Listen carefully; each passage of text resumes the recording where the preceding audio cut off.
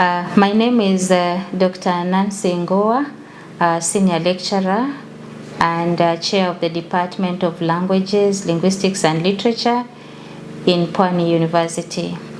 I have a paper to present, and this paper is entitled Voices of Hope in Waṱa Language Documentation, Prospects for a Sustainable Partnership and Revitalization. I have organized my paper in different sections. So this is the outline of the paper. The first section is introduction and background. Then the second one is urgency of a comprehensive language documentation. Then we have new experiences in the field, hopes and impediments, gaps and lapses that hinder the full success of a language documentation project. Then I have a vibrant community engagement and academic institution collaboration. Then I also have sustainable partnerships and the possibility of revitalization. So I'll go straight to the introduction. And here I'm going to talk about who the Waṱa people are. So the Waṱa people are an endangered Cushitic community that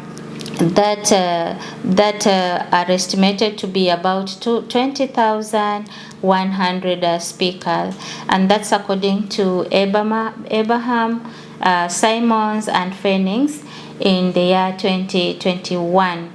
Where are they located?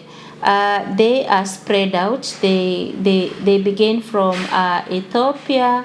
There are some we have in Ethiopia, then come down to Kenya and all the way to Tanzania.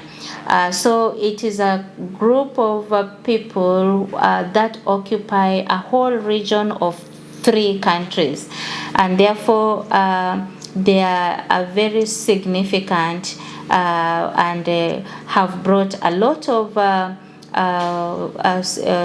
knowledge or significance in this project.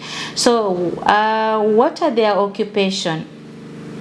Now, the Waṱa people are a hunter-gatherer community, and they live in the forest, and their food includes game meat. They also take honey, and they also get the berries from the forest. So that's about the Waṱa people. Then why is it so urgent to document this project?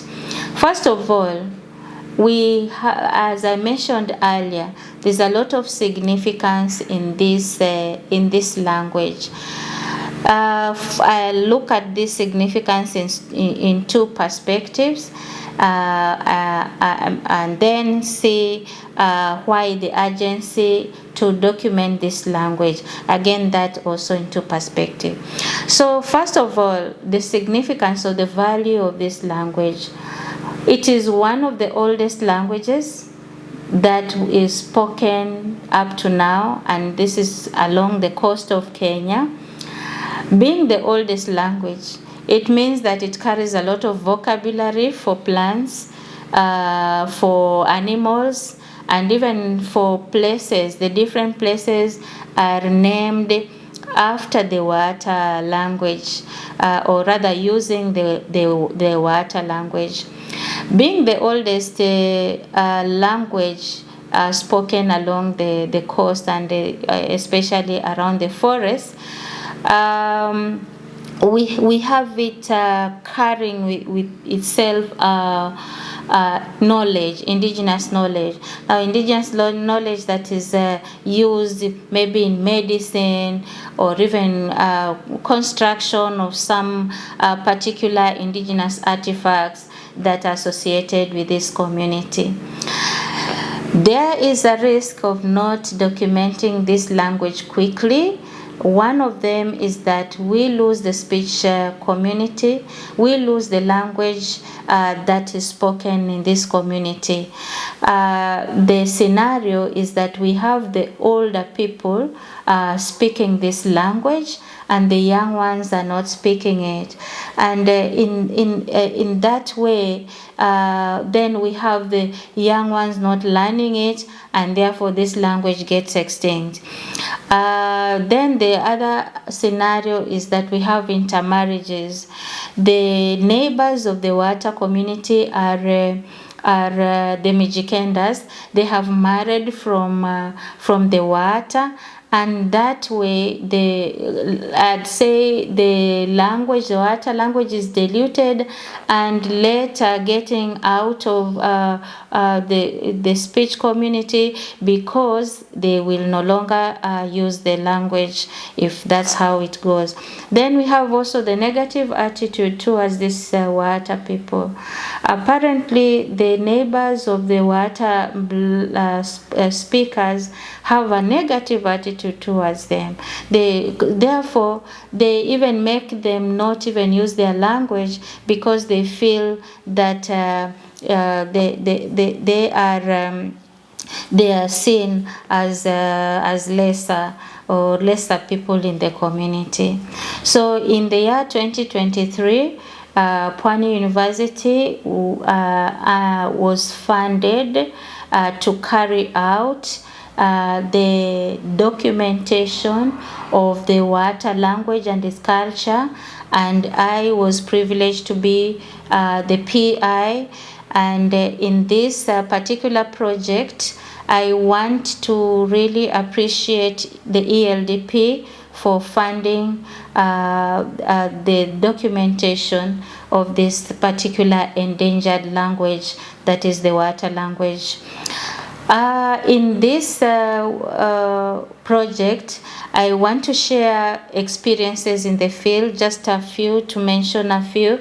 We have different groups and different expectations. First of all, we had the Waṱa community with their different expectations. We have the project expectations.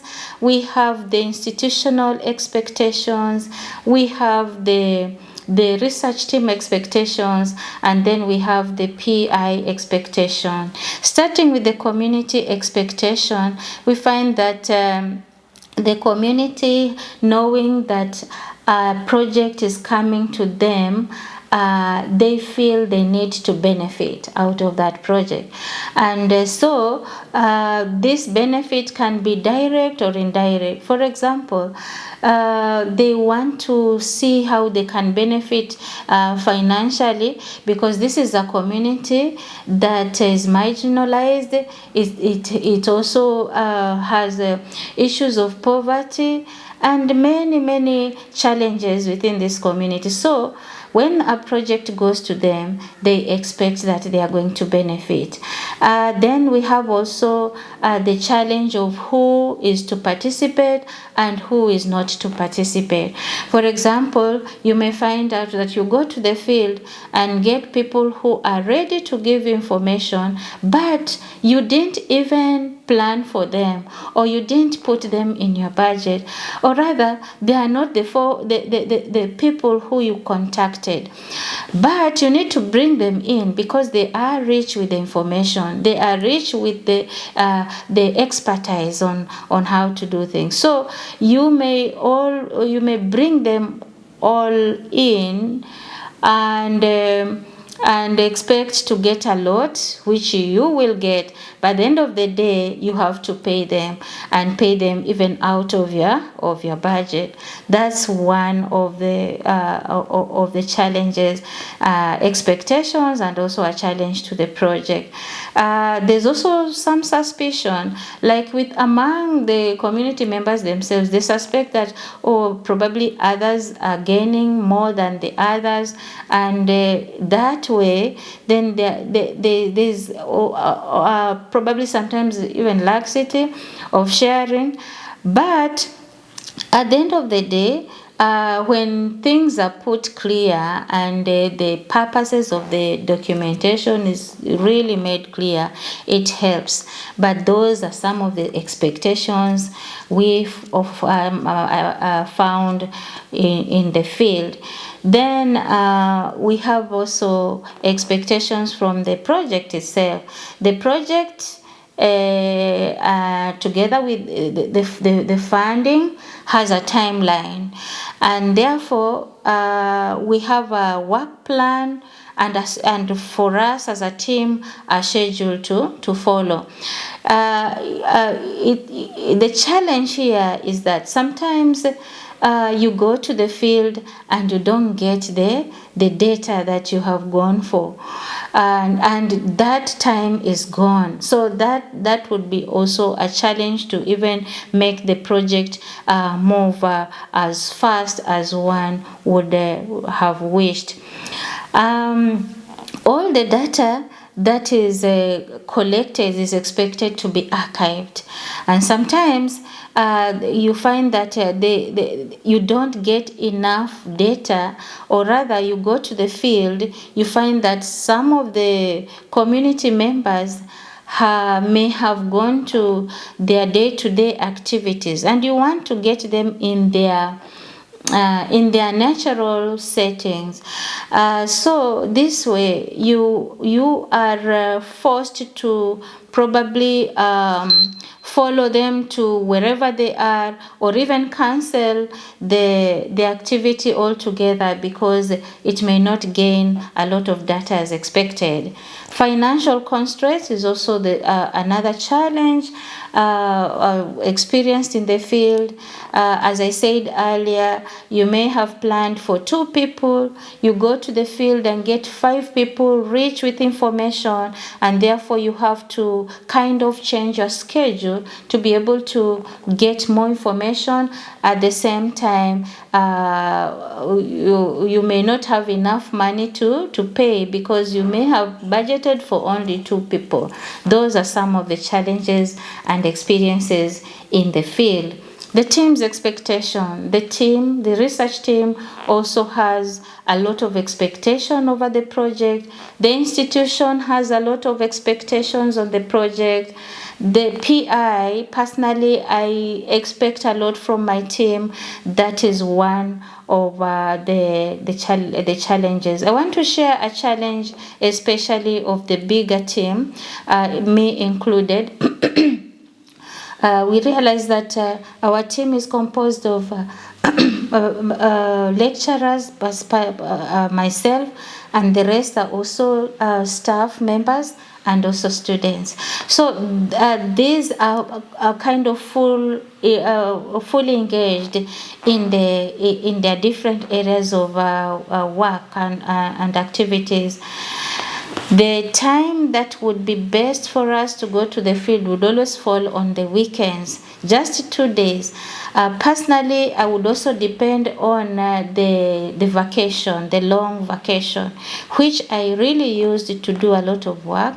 But then the fact that we were all working was quite challenging to have everything done in very good time as expected.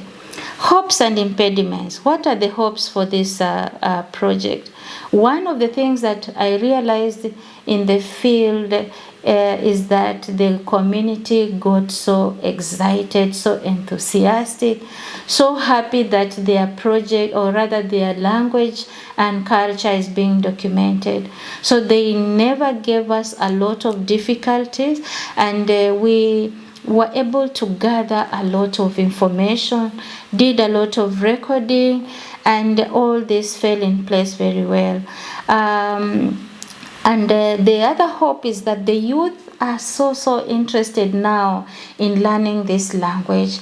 The language is taught in church. It is when they are carrying out their masses in church, they speak the language. The elders are kind of teaching the community just because of this project, and that way we are happy because we know we have built the capacity for them to even continue with this particular project. The impediments, finances. Well, if you go to the field, you have enough finances, you get a lot of data, because you cannot hold up an elderly person who wants to go look for food for their family. You hold them for the whole day and you don't give them anything at the end of the day. And whatever you give them, it should be enough at least to buy them food for the family. So those are some of the impediments. We also have them lose their identity that they have, because they are marginalized, and this community feels like lost somehow, not even seen by the government as included in the larger group. This is a challenge, and we hope that it will be taken care of, especially after having this program. After having this language documentation program. I want to conclude by saying that we had our wow moments, engaging with the community, eating with the community, dancing, telling stories, the community telling stories, adventures in the forest as we are recording the trees, and the explanation of the trees. All this was just wonderful. Fieldwork, it was just wonderful for this project. I'd like to say thank you so much for the funding, and for the rest of my team for making this a success. There are some challenges, but we look at the success as a wonderful experience to work for other projects and to make other projects better and better. Thank you very much.